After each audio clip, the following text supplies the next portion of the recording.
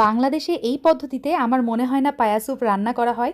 একদমই ডিফারেন্ট একটা পদ্ধতি। পায়া স্যুপের এই রেসিপিটা আমি একটু ভিন্নভাবে রান্না করি, যেটা খেতে হয় অসম্ভব মজা। এই রেসিপিতে পাকিস্তানি কুজিন থেকে কিছু টাচ পাবেন, পাশাপাশি আমিও আমার কিছু তড়কা এখানে ব্যবহার করেছি। সব মিলিয়ে এই রেসিপিটা হতে যাচ্ছে স্বাদ, ঘ্রাণ, ফ্লেভার, টেস্টের সম্পূর্ণ ফুল একটা প্যাকেজ। ভিডিওটি টেনে টেনে না দেখে শুরু থেকে শেষ পর্যন্ত দেখতে পারেন, ইনশাল্লাহ অনেক কিছু জানবেন।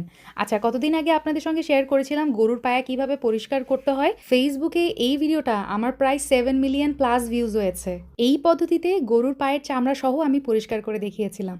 এই পর্যায়ে আমার কতগুলো আস্ত মশলা লাগছে, স্ক্রিনে মশলার নাম সহ পরিমাণ লিখে দেওয়া আছে, আপনারা চেক করে নেবেন। এখন এই মশলাগুলা আমি দিয়ে দিব একটা পাতলা সুতি কাপড়ে, দিয়ে এভাবে টাইট করে মুখ বেঁধে নিতে হবে। এই রেসিপিটা রান্নার জন্য একটা বড় পাতিল চুজ করবেন। এখন একে একে পরিষ্কার করে রাখা গরুর চামড়া সহ পায়া আমি পাতিলের মধ্যে সাজিয়ে নিব, আর এই পর্যায়ে মশলার পোটলাটাও দিয়ে দিব। এখন আরও কিছু মশলা অ্যাড করছি। এই মশলাগুলা নেহারির মধ্যে অনেক নাইস ফ্লেভার অ্যাড করবে। আস্ত আদা, আস্ত রসুন, তেজপাতা দিয়েছি, তার সাথে পর্যাপ্ত পরিমাণ পানি অ্যাড করতে হবে। দিয়ে দিলাম লবণ। চুলার জালটা অন করে দিব। এভাবে কাভার করে আমি জাল করে নিয়েছি যতক্ষণ না পর্যন্ত এই পায়াগুলা সুসিদ্ধ হয়ে যাচ্ছে। সিদ্ধ করার জন্য আমি কিন্তু কয়েকবার পানিও অ্যাড করেছিলাম। যাই হোক, এখন এই ভিতর থেকে এই যে মশলার পোটলাটা আমি উঠিয়ে নিব। চুলার জালটা অফ করে দিয়েছি, আর এখন একটা স্টেনারের সাহায্যে আমি এই সিদ্ধ করে রাখা নেহারিগুলো একে একে উঠিয়ে নিচ্ছি। পাতিলে নেহারির যেই ঝোলটা রয়ে যাবে, তো ওটা একটা সাইডে রেখে দিব। এখন আমি নেক্সট প্রসেসিংয়ে চলে যাচ্ছি। একটা কড়াইয়ের মধ্যে নিয়েছি 1/4 কাপ পরিমাণ কুকিং অয়েল, সাথে দিয়ে দিব পেঁয়াজ। এখানে আছে 1 কাপ পেঁয়াজ কুচি। আরও লাগছে আমার রসুন কুচি, এখানে আছে 1/4 কাপ।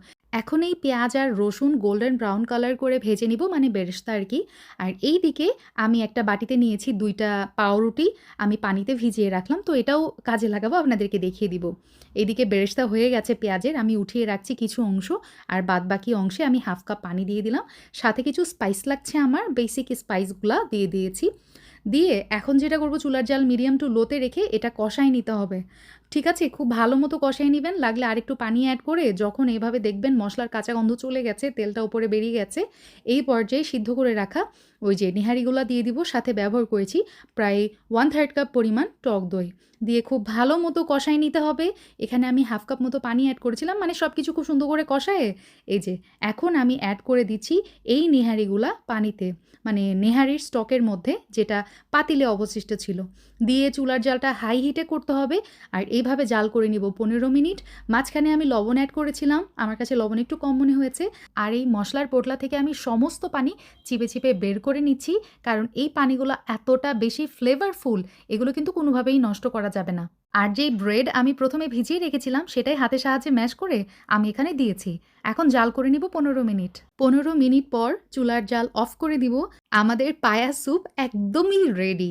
আপনারা চাইলে খাসির পায়া দিয়েও এটা এভাবে তৈরি করে নিতে পারেন, প্রসেসিংটা সেম থাকবে, টেস্ট হয় অনেক বেশি মজা। অনেকে হয়তো চিন্তা করছেন এটা বেশ ভেজালের কাজ বা ভেজালের রান্না, তবে ট্রাস্ট মি, এটা এত ভেজাল কিছু না। জাস্ট সিদ্ধ করে বাগার দিয়ে নিলেই হয়ে গেল।